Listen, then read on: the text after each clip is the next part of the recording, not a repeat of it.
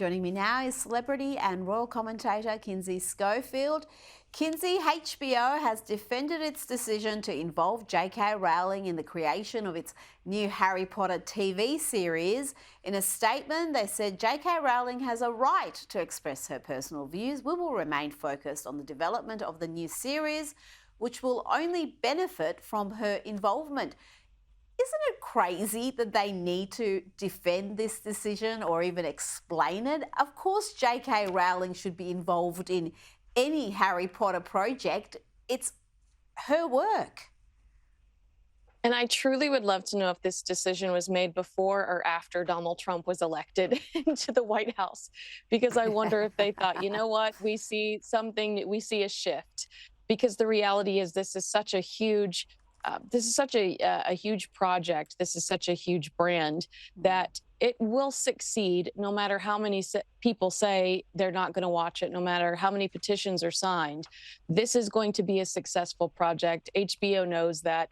And so, why not push back a little bit? Absolutely. And some of the former actors, the child actors who are now well into adulthood, they've been amongst the biggest detractors of JK Rowling, really showing not only a very close-minded approach to this issue, they can't tolerate people with different viewpoints, but also ungrateful, Kinsey. They'd be nowhere without her words.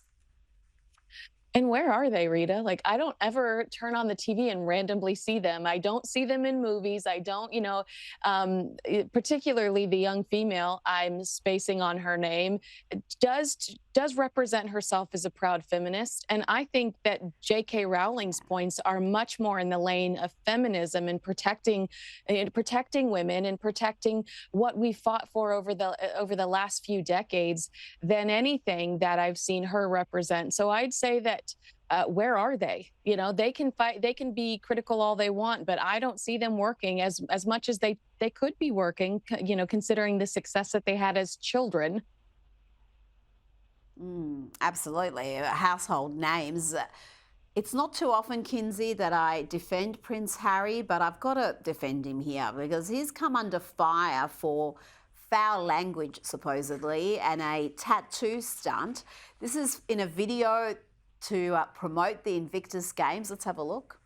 You give me a tattoo and then you come and play the Invictus Games. That easy of a deal. All right, screw it. Let's go. Let's do it. Where you want it? We gotta go for the neck. The neck? Yes. No, I was thinking like my lower back or my No, nobody wants to see your Harry. No, that's the place where no one's going to see it. Kinsey, don't tell me people are offended by that. Come on. That's just, that's nothing. That's surely not offensive. Well, the commentary online is that that's not the type of behavior they expect from a prince, and that's not the type of thing they feel like they would have seen if Invictus Games was still under the royal family umbrella, which I do agree with. I don't think that the royal family would have approved a script like that. They might have allowed the scenario, but maybe not some of those words. And it's also kind of weird, Rita, and I agree with you, it's not as bad as it seems, but it's also kind of weird for him to be, at the same time that this drops, in Vancouver with kids and promoting the Invictus Games. It just seems like we're not on message to drop this video at the same time that he's hanging around with a bunch of kids trying to promote Invictus Games to school children. And maybe we should have spaced it out on the calendar a few days or something.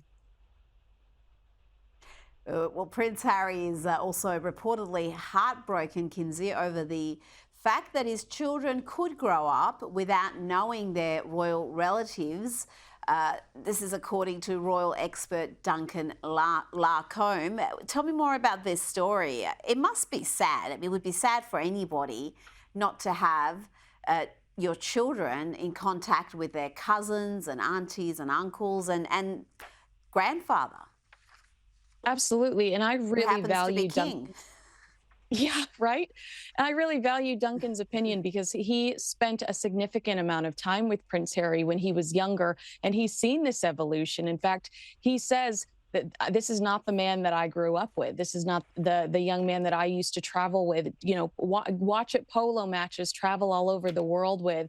And he talks about how the shift is Meghan. And he also said in this particular interview, Meghan's dreams have all come true, but what about Harry's? He is technically now richer than he was, even more famous, but he's surrounded by celebrity hangers-on rather than a group of trusted people who are really committed to seeing him flourish and see the best things happen for him. And I think that that's an incredibly important point, that we are watching all of Meghan Markle's dreams come true. But what about Prince Harry's? We're actually seeing him revert back to the work he did before. And good for him. He's trying to find his place in the world, but it seems kind of one-sided. The growth, the dreams coming true certainly seems one-sided. We've been talking about all these celebrities who've pledged to flee America if Trump wins. Well, Trump has won, and won convincingly. And we do have a name who's apparently left the country. Ellen DeGeneres, former TV star, and her wife, Portia de Rossi, have reportedly, Kinsey, moved to the UK following Trump's re-election.